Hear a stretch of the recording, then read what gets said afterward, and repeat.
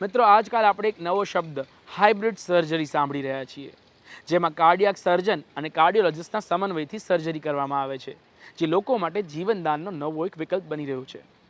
75% જેટલું જોખમ ઘટાડે છે તથા ફાસ્ટ રિકવરી આપતી આ સર્જરી. તો ચાલો જાણીએ શું છે હાઇબ્રિડ સર્જરી, અને સાથે સાથે જાણીશું રોબોટિક્સનો સર્જરીમાં વિકાસ કેવો થઈ રહ્યો છે.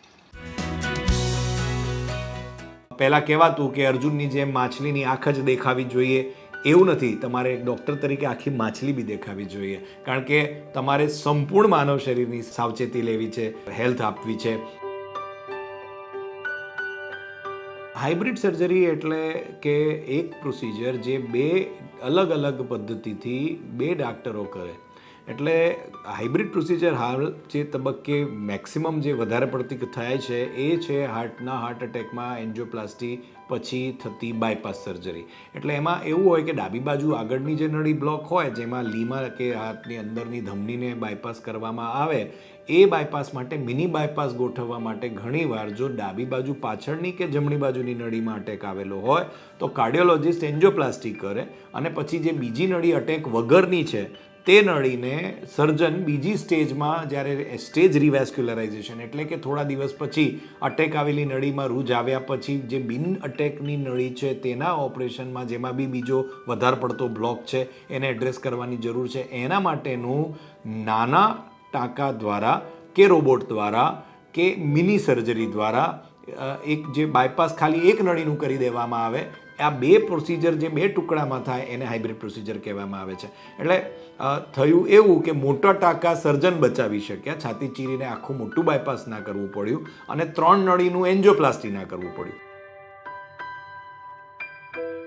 કાર્ડિયક સર્જનની જે એક્સપર્ટાઇઝ છે અને કાર્ડિયોલોજિસ્ટની જે એક્સપર્ટાઇઝ છે, એ બંને એક્સપર્ટાઇઝ ભેગી કરવામાં આવે તો તમારો રિઝલ્ટ વધારે સારું આવે.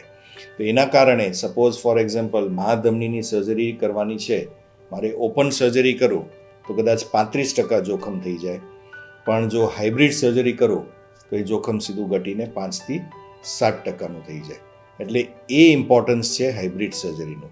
પણ સાથે એ બી સમજવાની જરૂર છે કે દરેક પેશન્ટમાં હાઇબ્રિડ થઈ શકે એવું બી નથી હોતું. અમુક સિલેક્ટેડ પેશન્ટ્સમાં એ ડૉક્ટર નક્કી કરે કે તમારે કયા કેસમાં હાઇબ્રિડ થઈ શકે ને કયા કેસમાં ના થઈ શકે.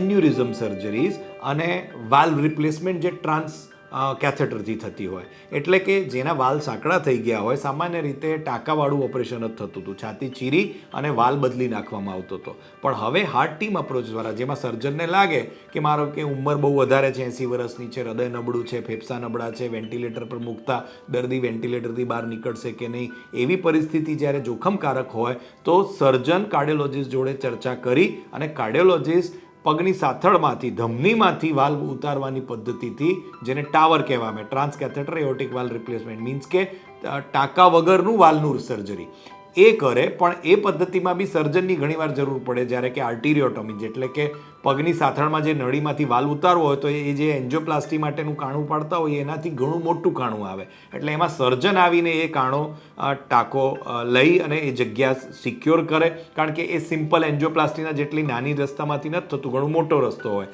એટલે સર્જનની મદદ ત્યાં બી જોઈએ અને એ નિર્ણય લેવામાં બી જોઈએ. સપોઝ એન્જિયોપ્લાસ્ટી કરતા કાર્ડિયોલોજિસ્ટે જે ટ્રાન્સ કેથેટર એઓર્ટિક વાલ્વ કરે અને તે દરમિયાન સપોઝ કોઈ કોમ્પ્લિકેશન ઊભા ના થાય તે બાબતની જે સાવચેતી લેવી પડે, અને જો થાય તો તેમાંથી બહાર નીકળવા માટે સર્જનની જરૂર પડે.